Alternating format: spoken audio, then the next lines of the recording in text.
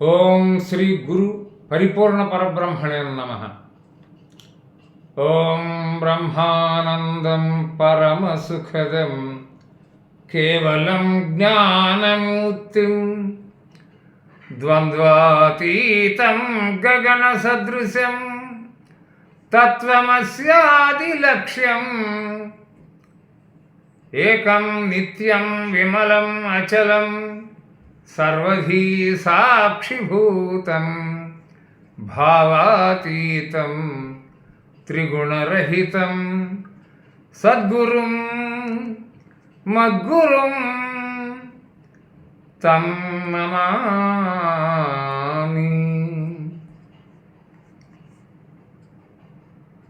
భగవత్ స్వరూపులైన ప్రేక్షక బృందానికి శ్రీ భగవాన్ మంగళాశిస్సులు, నా హృదయపూర్వక నమస్తమాంజలు. సుకృత శ్రీ పద్య సౌరభాలు. ధ్యాన సిద్ధి ఏ లక్షణాలుంటే కలగదో ఆ విషయం చెప్పబోతున్నాడు. కలవరం, ఉద్విగ్నత, శంకలు, బద్ధకము, అలసటయు, మగత, ఇంద్రియవాంఛలు, అయిష్టత, మందత్వము కలవారికి ధ్యాన సిద్ధి కలుగదు సుకృతి. సుకృతి ఆత్మధ్యానానంద నిధి విను.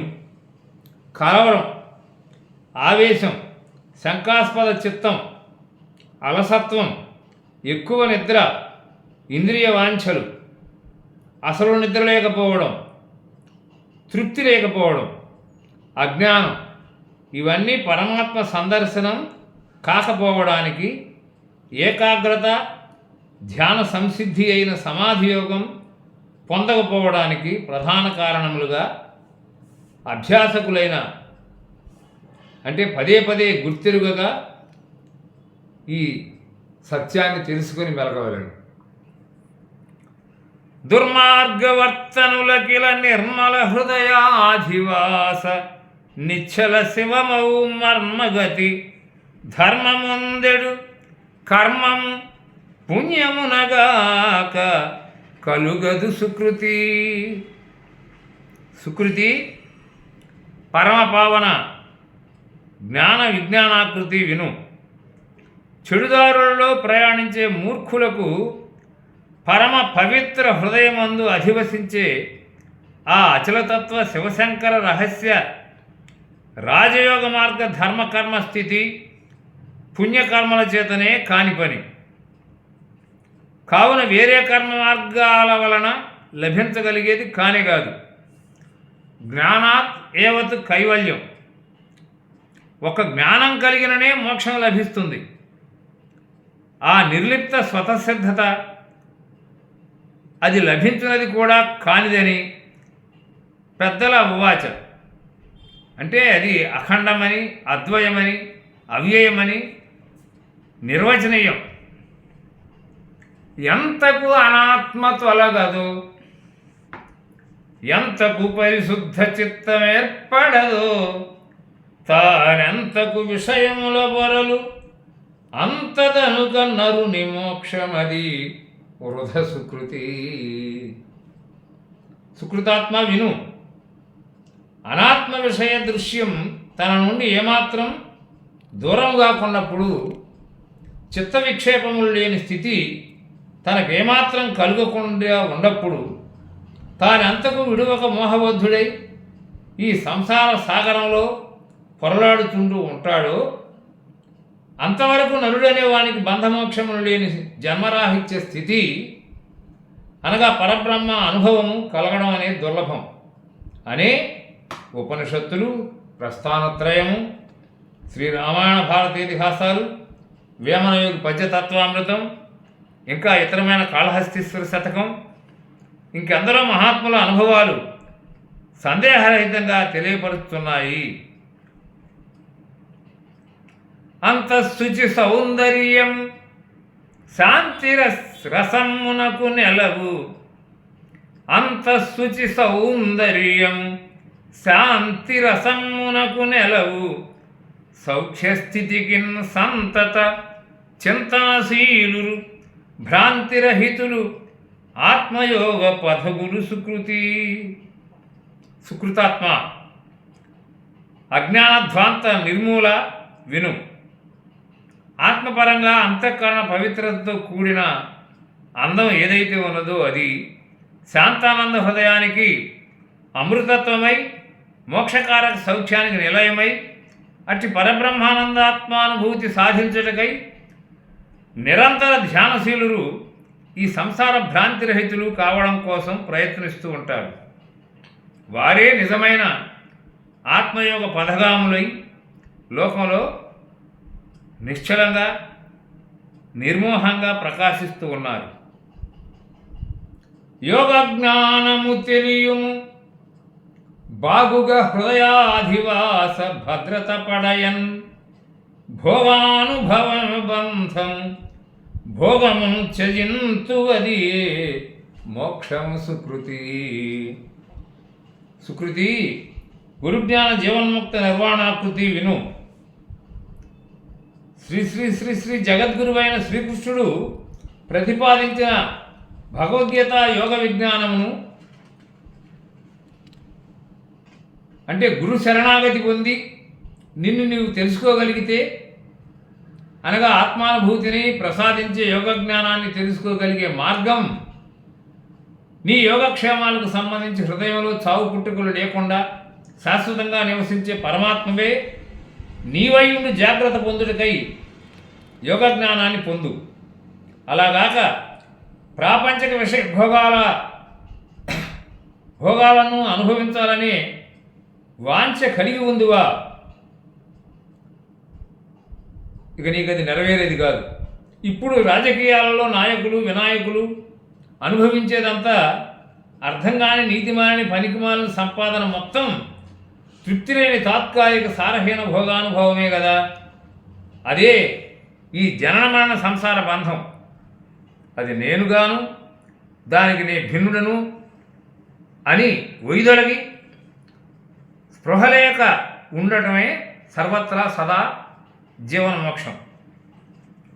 విజ్ఞాన నౌకనెక్కుచు అజ్ఞాన భవాబ్ధిదాట అమితోద్యముడై ప్రజ్ఞాన ఖడ్గమునుచు సుజ్ఞానిగా తృష్ణదృంచి సుఖుడగు సుకృతి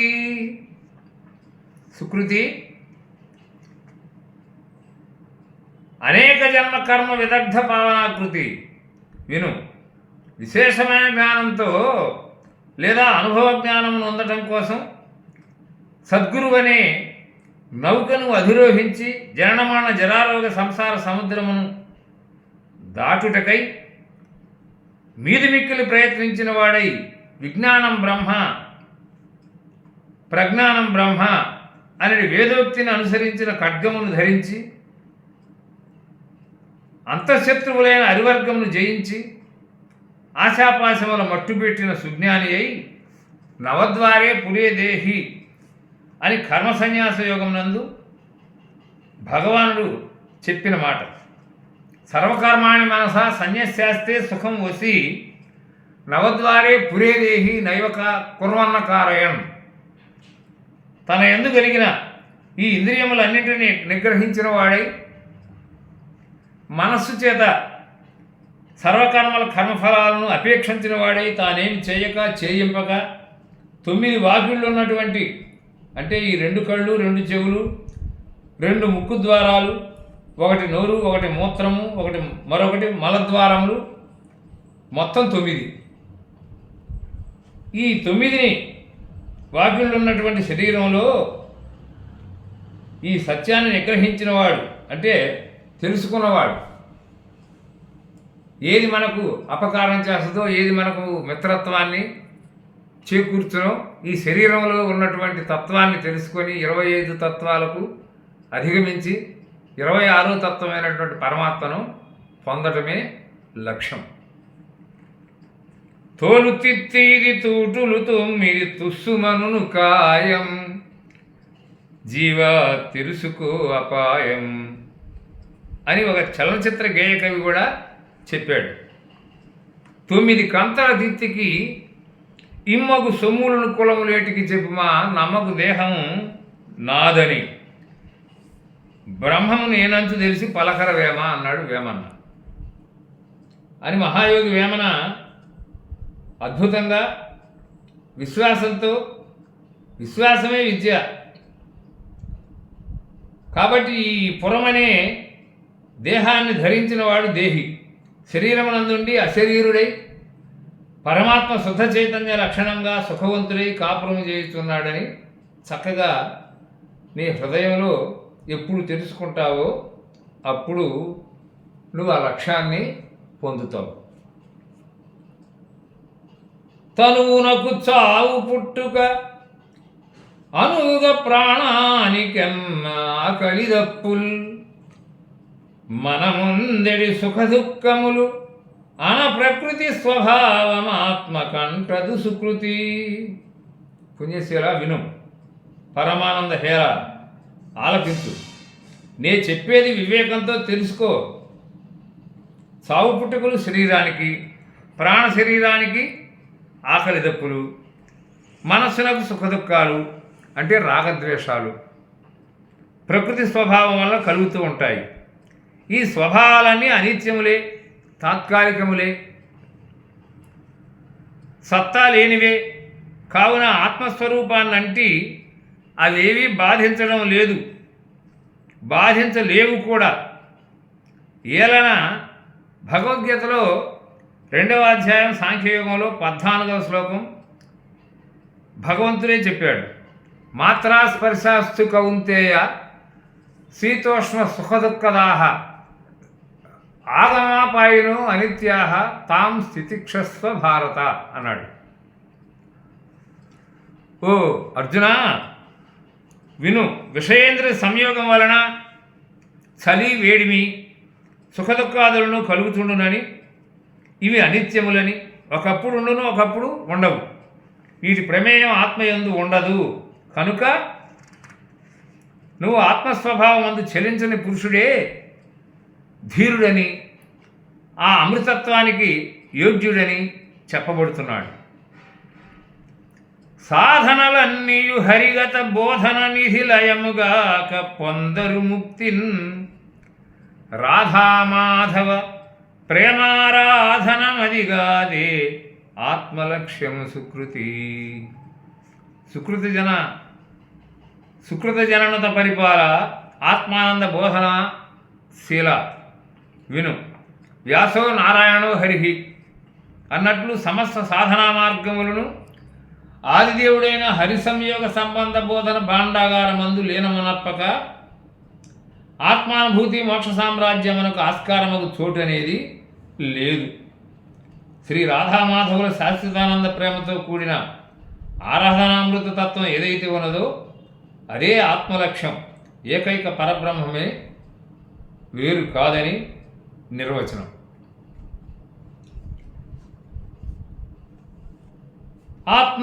ఆత్మజ్ఞానమవశ్యం ఆత్మం ధ్యానం అనర్చి అఖిలజ్ఞత నీవాత్మానుభూతి నొందుము స్వాత్మయ నిత్యం సత్యమగుటం సుకృతి. సుకృతి విను, ప్రతి మనిషి ముందు తను తాను కలిగి ఉండాలి.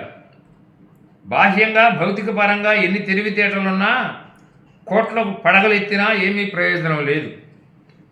భగవంతుడిచ్చిన మానవ జన్మ వృధయే అవుతున్నది. అందుకే పెద్దలు ఆత్మజ్ఞానం అవశ్యమని చాటి ఉన్నారు.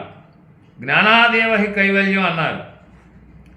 ఒక ఆత్మజ్ఞానం వల్లనే కైవల్యం అనగా మోక్షం, చావు పుట్టుకల నుండి విడుపు పొందగలగడం అనేది సిద్ధిస్తుంది. ఇతరమైన సాధనల వల్ల కలగదని నిరూఢి కూడా జరిగింది.